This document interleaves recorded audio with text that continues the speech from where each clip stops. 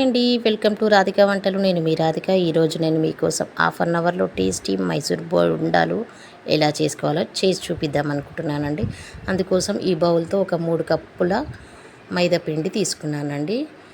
ఏ కప్పుతో అయితే మైదా పిండి తీసుకున్నానో అదే కప్పుతో ఒక పావు కప్పు బియ్యం పిండి వేసుకుంటున్నానండి. బియ్యం పిండి వేసుకున్న తర్వాత తగినంత ఉప్పు వేసుకుంటున్నానండి. ఉప్పు వేసుకొని అంతా ఒకసారి కలుపుకోవాలండి.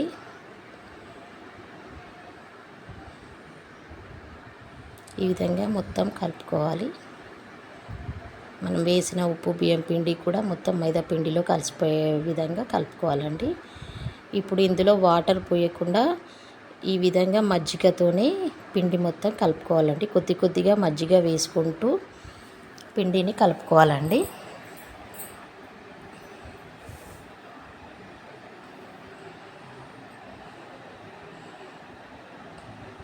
ఈ విధంగా కలుపుకోవాలి. ఈ విధంగా నేను చూపిస్తున్న విధంగా పిండిని బాగా కలుపుకోవాలండి. 5 to 8 minutes బాగా కలపాలి పిండిని. ఈ విధంగా కలిపితేనే మనకు స్మూత్గా టేస్టీగా మైసూర్ బోండాలు వస్తాయండి.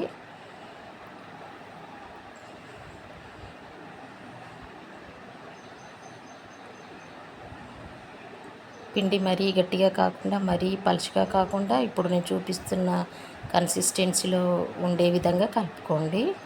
ఈ విధంగా కలుపుకొని మూత పెట్టి ఒక 20 minutes రెస్ట్ ఇవ్వాలండి. ఇప్పుడు 20 minutes అయిపోయింది.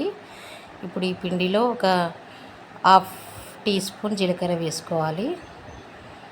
అదేవిధంగా 1/4 teaspoon వంట సోడా వేసుకోవాలండి. ఈ విధంగా జీలకర్ర వంట సోడా వేసుకొని పిండిని కలుపుకోవాలి. ఈ విధంగా నేను చూపిస్తున్న విధంగా నేను ఎలా కలుపుతున్నానో ఆ విధంగా కలపండి.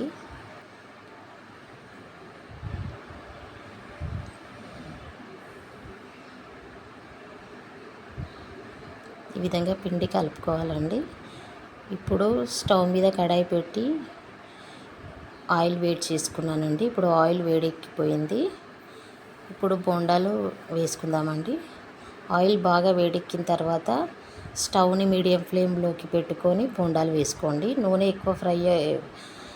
బాగా వేడెక్కిన తర్వాత బోండాలు వేసుకుంటే చాలా బాగా ఫ్రై అవుతాయండి. బోండాలు వేసుకున్న తర్వాత మీడియం ఫ్లేమ్లో పెట్టుకోండి. ఈ విధంగా నేను చూపిస్తున్న విధంగా బోండాలు వేసుకోవాలండి. నేను చిన్న సైజులో వేసుకుంటున్నాను. మీరు కావాలంటే పెద్ద సైజులో వేసుకోండి. మా పాప ఈ విధంగా చిన్న సైజులో చేస్తే ఇష్టంగా తింటుంది కాబట్టి నేను చిన్న సైజులో బోండాలు వేస్తున్నానండి. మీరు పెద్ద సైజులో వేసుకోండి. హాఫ్ అన్ అవర్లో మనం బోండాలు రెడీ చేసుకోవచ్చండి. చాలా టేస్టీగా చాలా క్విక్గా ఈ బోండాలు రెడీ అయిపోతాయి. ఈ విధంగా 2 sides టర్న్ చేసుకుంటూ బ్రౌన్ కలర్ వచ్చేంత వరకు ఫ్రై చేసుకోండి.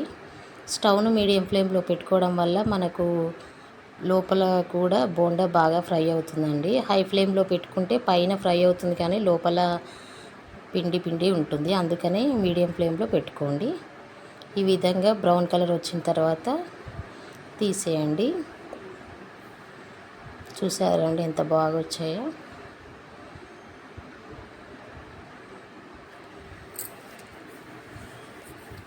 నేను చూపిస్తున్న కలర్ వచ్చేంత వరకు ఫ్రై చేసుకోండి.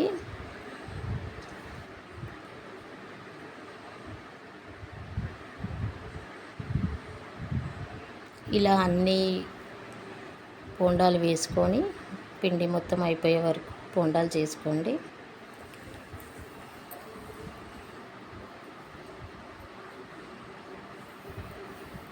నా ఛానల్ని కొత్తగా చూస్తున్న వాళ్ళు ప్లీజ్ లైక్ చేయండి, షేర్ చేయండి అండ్ సబ్స్క్రైబ్ చేసుకోండి.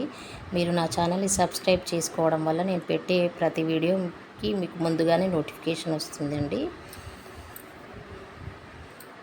నేను చెప్పిన విధంగా చేసి ఎలా వచ్చిందో నాకు కామెంట్ చేయండి. మనం ఈవినింగ్ స్నాక్స్గా కూడా చేసుకోవచ్చండి. అదేవిధంగా బ్రేక్ఫాస్ట్గా కూడా ఈ బోండాలు చేసుకోవచ్చు. పిల్లలకి బయట ఫుడ్ పెట్టడం అంత మంచిది కాదండి. మనం బయట తినే వాటిలో ఏ ఆయిల్లో ఫ్రై చేస్తారో కూడా మనకు తెలియదు కాబట్టి ఇంట్లోనే మనకి ఈ విధంగా ఫ్రెష్గా పిల్లలకు చేసి పెట్టొచ్చు. మనం కూడా ఎంచక్కా తినొచ్చండి. ఈ విధంగా అన్ని బ్రౌన్ కలర్ వచ్చేంత వరకు ఫ్రై చేసుకోండి.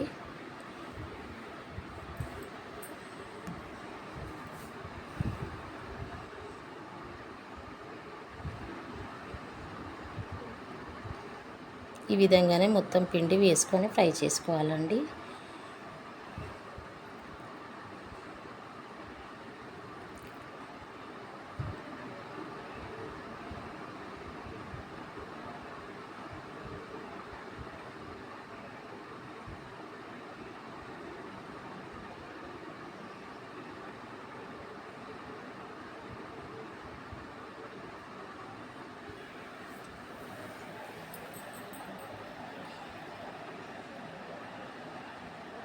ఈ విధంగా అన్ని బోండాలు వేసుకొని ఫ్రై చేసుకోవాలండి. చూసారా ఎంత బాగా ఫ్రై అయిపోయాయో. లోపల కూడా చాలా బాగా స్మూత్గా ఉడికిపోయిందండి. చూసారా ఆయిల్ కూడా ఏమంత పట్టలేదు. వేడి వేడి క్విక్ మైసూర్ బోండా రెడీ అండి. చట్నీతో సర్వ్ చేసుకుంటే సూపర్ టేస్టీగా ఉంటుంది. మీరు ఒకసారి ట్రై చేసి చూసి ఎలా వచ్చిందో నాకు కామెంట్ చేయండి. థ్యాంక్ యూ ఫర్ వాచింగ్ అండి.